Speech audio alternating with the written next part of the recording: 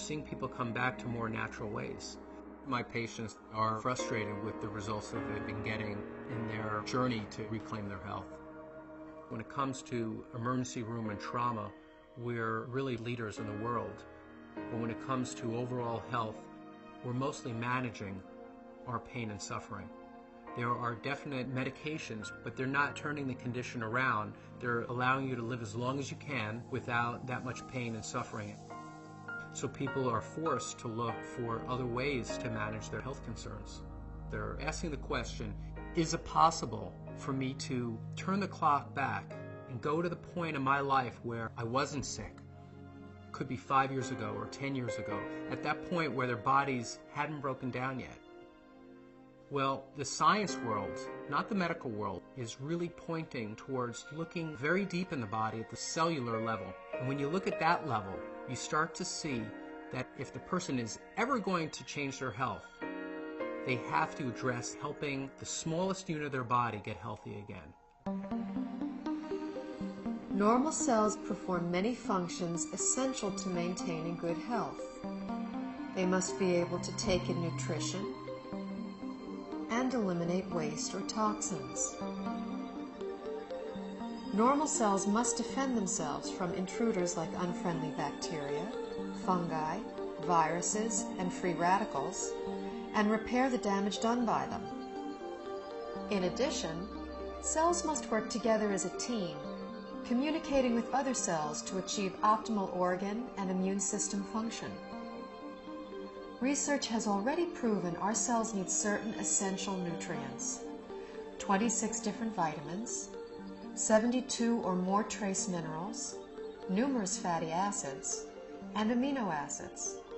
Since our bodies don't produce these, we must get them from our diet. Recently, scientists have discovered that there are at least 8 sugars, called monosaccharides, that our cells also need for optimal function.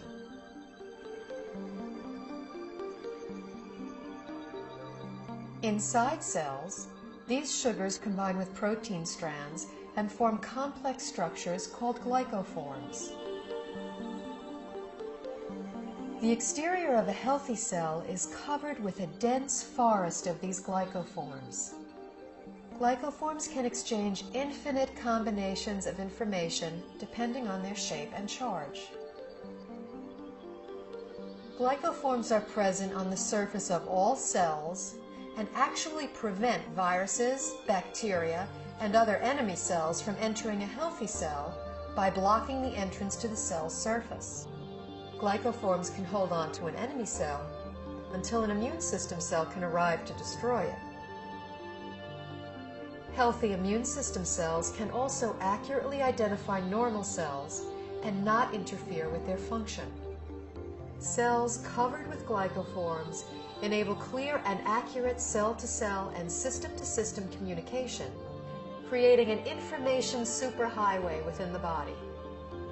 Glycoforms play a vital role in every human physiological process: immune system response, tissue regeneration, cell replication, growth, and structural stability.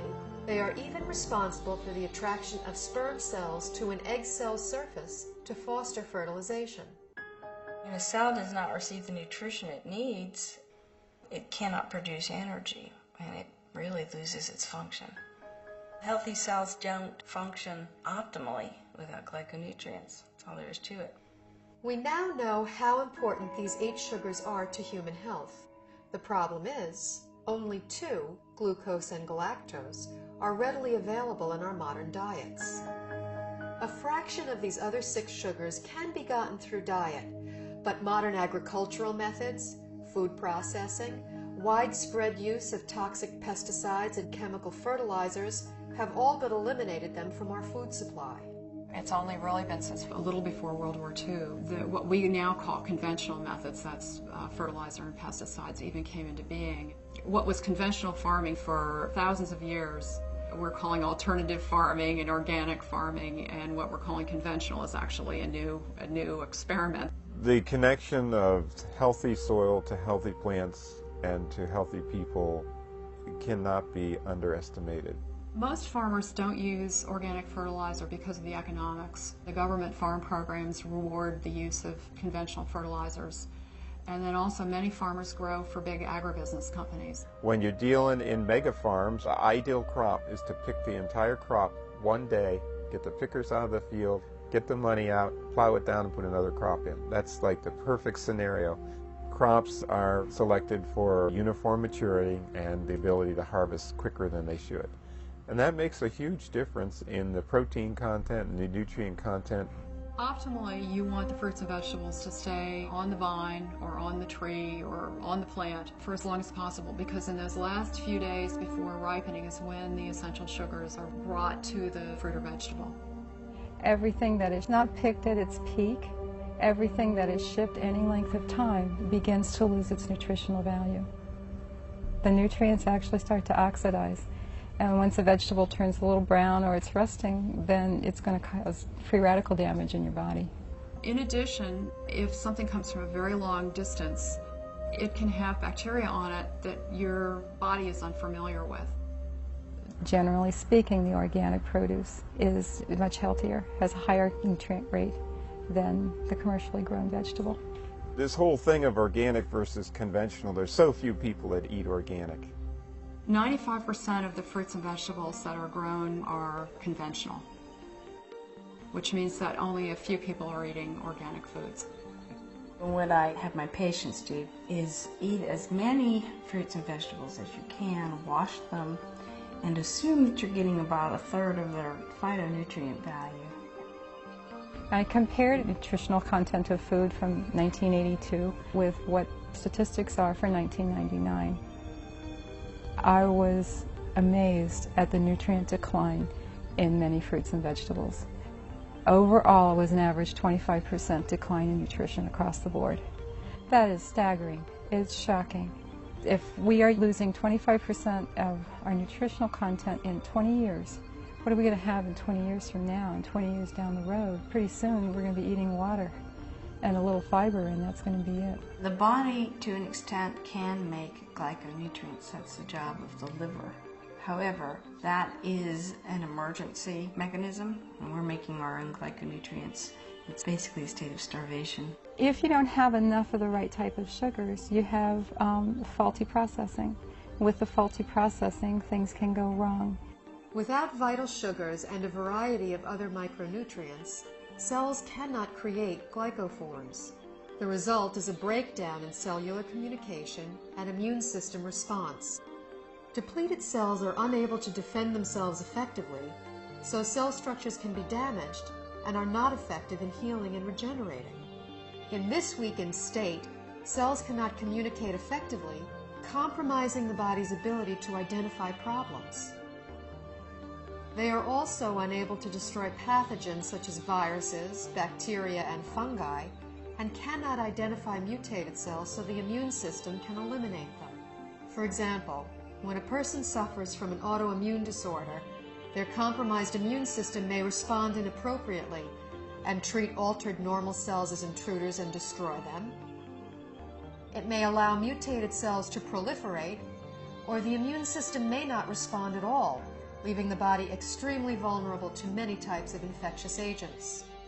Because they're not getting everything they need from their diet, people are doing one of two things. The first thing they do is nothing, and many people are ending up with chronic diseases, or they're getting sick more often. Their health is somehow degraded as a result.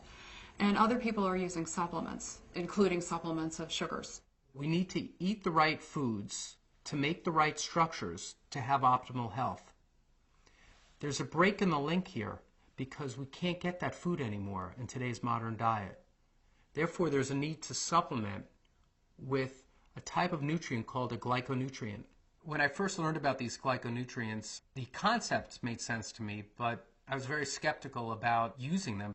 It seemed like there were a lot of people making claims that it could help with all different sorts of health conditions. And anytime I see that, I throw my hands up and I say, this can't be true. The big shift for me was seeing how many different countries were researching this. The University of Oxford have their own glycobiology institute where they were studying this as early as the late 1980s. Countries all over the world, Japan, Germany, Switzerland, Finland, New Zealand, Australia were looking at these nutrients and their clinical application, as well as in the United States at Johns Hopkins, MIT, University of California, Irvine. Once I realized how crucial these supplements are for human health, I felt compelled to offer them to my patients in my practice.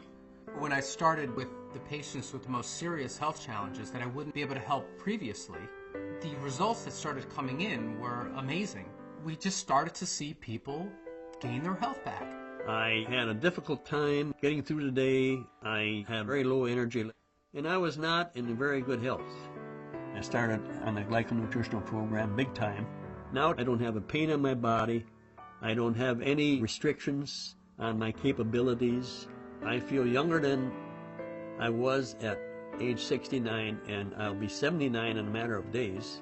Since the time I was 17, I was always on medication, and nothing was working. I just started to resign myself to being this sick adult.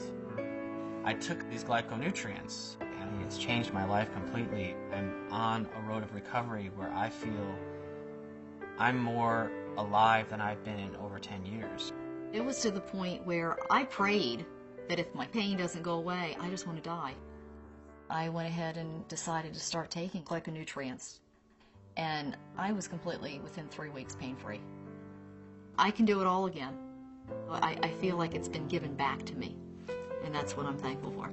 These type of results I've never seen before in my practice, and were exciting to say the least. I believe somewhere in the next 10 to 20 years that this will be in the curriculum of all training, because it gets results. I, as a physician, am real excited about that, and I think that physicians in general should be fascinated from a scientific standpoint. After seeing so many dramatic results with the people that I've recommended this to, my approach to healthcare has changed fundamentally. I hope to see a paradigm shift in treatment in the future, where you have a truly integrative approach between traditional medical care and nutritional support. And this would ultimately give people not only a longer life, but a better quality of life.